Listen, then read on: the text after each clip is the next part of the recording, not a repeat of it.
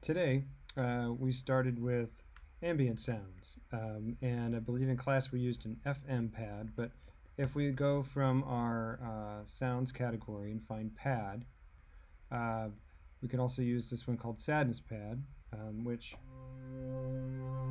has a long sound to it.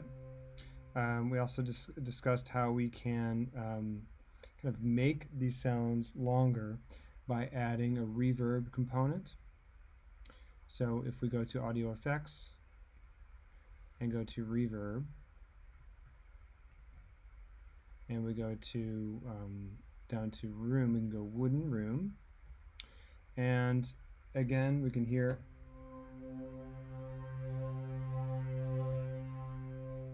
how if we increase the decay time that adds sustain to our sounds.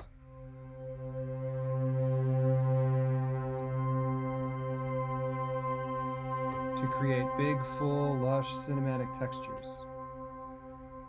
We talked about how we can sequence with this kind of texture by going into our loop, our clip here. Make a clip in the area there, and you can change the ending and the size of your loop by either sliding out this way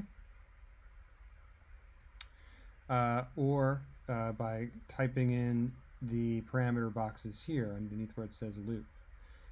Ableton 11 will have a slightly different look and feel to this, but basically it's the same. And you can create 16 measure loops.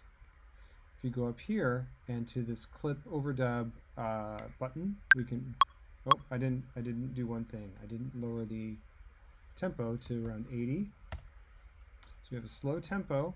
We have a large sort of, we have a 16 measure loop, which is a long time, and we have a nice sounding pad here. So we're going to play some basic notes, and we talked about how we need to keep this to roots, fifths, and octaves. You can maybe add a ninth or a seventh, depending, but I would avoid thirds or any other half steps.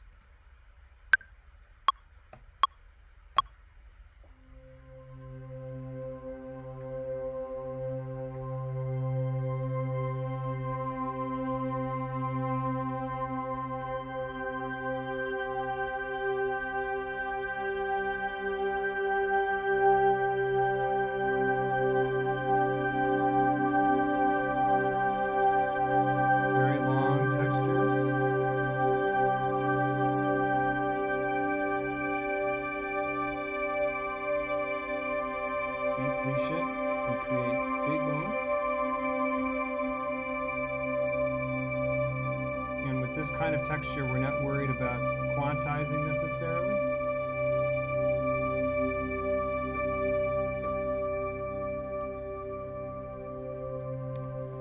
But we're creating something that's loopable and sort of ambiguous. We don't want to create a whole lot of downbeat with this project. So we're going to rename this Command R in the clip area there. We're going to say ambient chords, and this is ambient C major. And so basically I'm basing everything on C right now. No big deal. Next in class, what we did was we added another layer to our palette so that we can multi-track this ambient track here.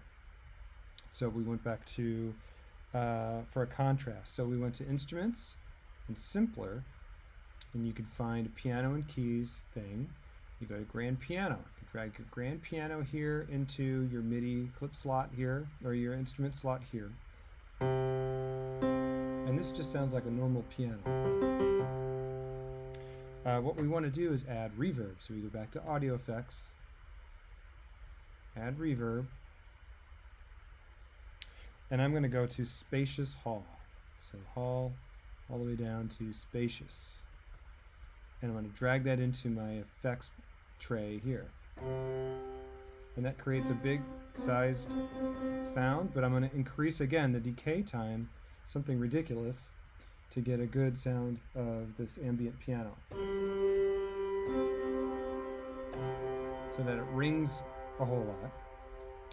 And then finally, I thought I'd add a little bit of a noise element to this, so I added from Redux, which is a bit crusher, I added the Mirage instrument to the tray, and we talked about how it depends where you put this instrument. You could put this at the end or at the beginning, because that path does matter. It basically puts the sound source at the beginning, and then it goes to the next source, and then the next source, and so on and so forth. So I'm going to put this bit crusher kind of before the reverb.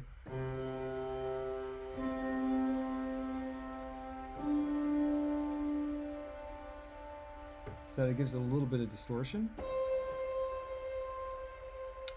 And then finally, I'm going to copy and paste this clip from my pad to my piano, so that when I play them and they play together, you get the attack of this glassy piano and the sustain of the pad.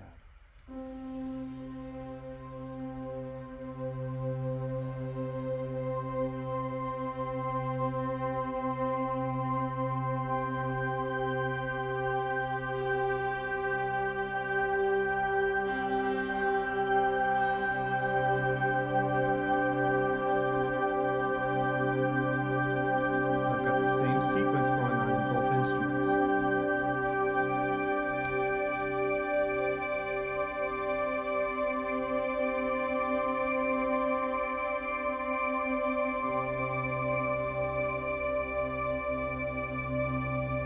You can hear how they complement each other. I've got the warm sustain and decay of the pad and the bright articulation of the piano, even though it's been altered. Cool, so I've got these two in combination, and now I'm going to add, not audio, I'm going to delete these. I'm going to add another instrument. Let's see, I think that's from the sounds menu, mallets. I'm going to go to brushed bell, a brushed bell sound. And in class, we talked about how this is an interesting sound, yes, but it's even more interesting if we add a MIDI effect. The MIDI effects help us to simplify the process of selecting notes. And we talked about how pentatonic sets are the most open scales, and so I'm going to go ahead and put this MIDI effect into this track, and notice that it puts it in before the actual synthesized component here. So it'll put my MIDI effect in ahead of this, and so no matter what key I press on my keyboard,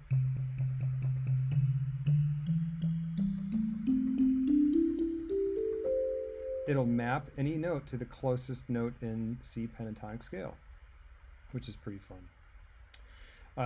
So I can quickly and easily make a sequence that maps onto the C major scale. One other fun MIDI effect is random, which generates a random note per these choices here, creating an algorithm.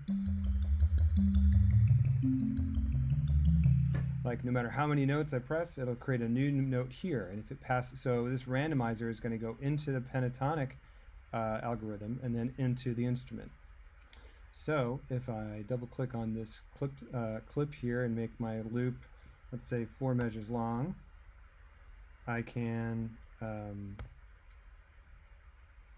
basically create, let me make my grid bigger by hitting Command 2. I'm going to create a series of notes that look the same, but when played through the algorithms, it'll create a unique note or a random note that goes into C pentatonic. Finally, I'm going to send it to my delay line.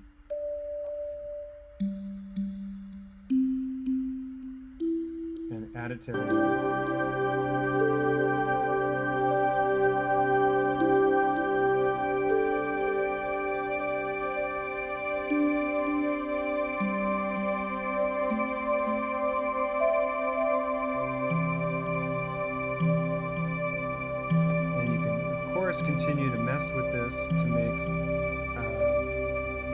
sounds or not irregular rhythmic stuff.